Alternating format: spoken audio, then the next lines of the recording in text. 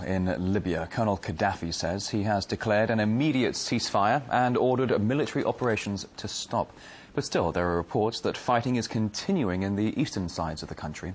And France, the UK and other countries are still preparing to enforce a no-fly zone over Libya after receiving backing from the UN Security Council. Let's get some more details on this now from RT's Paula Slier, who is standing by live in the capital of Tripoli. So what does this announcement by the Libyan government mean? Is it a case of a contradiction in terms? The government calls for a ceasefire, and yet the reports of fighting that it's still going on.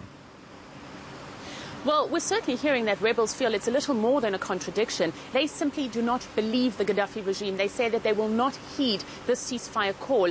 They point to the fact that clashes still continue in the east and the west of the country. We know that in the town of Misrata, which is some 200 kilometers from Benghazi, which is the rebel stronghold, there we're receiving reports of people who have been killed, among them children. There is clashes that also continue in the town of Ajdabir, which is a little bit closer to Benghazi. And just a short time ago, we heard unconfirmed reports that there had been 2 explosions outside the capital city of Tripoli. Now, the foreign minister certainly surprised the international community, Mr. Musa Kusa, when he said that Libya would be implementing a ceasefire immediately. He said that there would be the cessation of all military activities. He said that the government had a responsibility to protect humanitarian assistance, to provide humanitarian assistance, to protect human life, to provide protection to foreign assets and foreign citizens. He also called for open dialogue. Now, the international community, particularly the EU, is struggling to make sense of what the Libyan foreign minister meant and what the position of the Gaddafi government is. You need to remember that it is less than 24 hours ago that Gaddafi's son, Saif al-Islam, said that all of this would be over within 48 hours. And he certainly was alluding to more violence and more protests and more military action on the ground. We're hearing from France that they remain cautious. We're hearing from London that Gaddafi needs to be judged by his actions and not by his words. And we're hearing from the US Secretary of State, Hillary Clinton, that the international community is still going to go ahead with implementing this no-fly zone. She too saying that only then can Gaddafi be judged in terms of what his real motives are. Now, Paula, when I look at the UN Security Council Resolution 1973, the resolution states, quote, that any and all action may be taken to protect civilians in Libya. There is some concern that imposing a no-fly zone could just end up with a full-scale military intervention. Is that what people in Libya are worried about?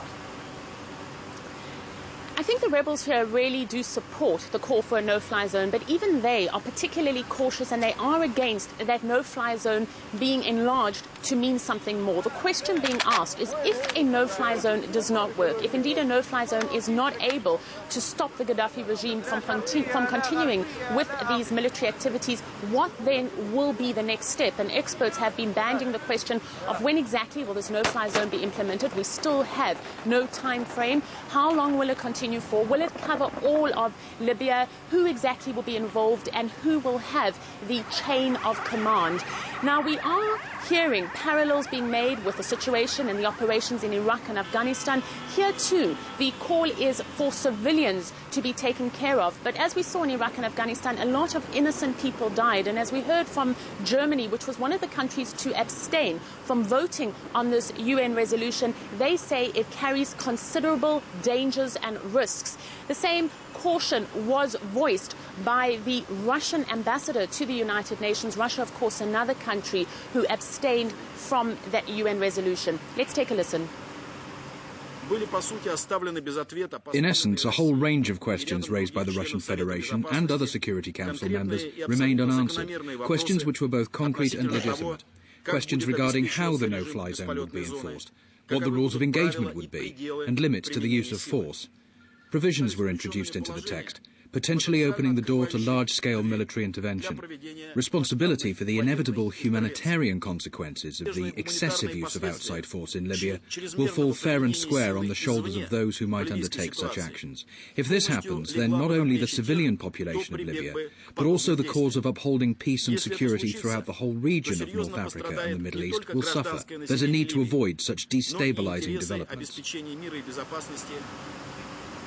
Now, we are hearing reports that there is a proposal on the table between Germany and the United States in which Germany will send reinforcements to Afghanistan so that US troops are able to be freed up from there, and those troops could ultimately be sent here to Libya. So that does raise concerns back to the question of where exactly will this no-fly zone end. Many unanswered questions, many fears, a lot of concern, and certainly a feeling of uncertainty here in Libya. Well, the latest report we have from 10 Downing Street Paula is that the Prime Minister, Cameron, says that the fighter jets, the Tornado and Typhoons, are still on their way to that region. So we'll have to see how this all pans out. Artist Paula Slayer live in Tripoli.